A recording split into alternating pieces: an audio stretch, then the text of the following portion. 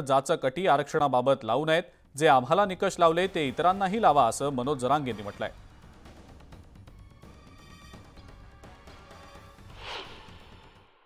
असं असेल तर बदलायला पाहिजेत, नसतं मग जे आम्हाला निकष लावलेत तेच बाकीच्या आरक्षणाला सुद्धा लावावं लागतील। हो, मग सुट्टी नाही देणार आम्ही सुद्धा। मागासवर्ग आयोग जर अन्याय करणार असेल मराठा समाजावरती, तर जो आम्हाला लावलाय तो मग बाकीच्या आरक्षणाला सुद्धा लावावा लागणार आहे।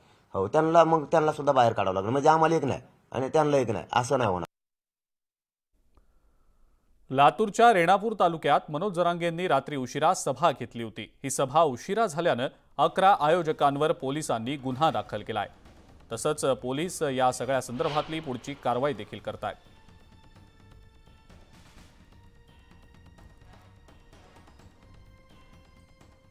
मनोज जरांगे पाटलांच्या सूचनेनुसार राज्यातील बहुतांश जिल्ह्यांमध्ये साखळी उपोषण सुरू होतं। जिल्हाधिकारी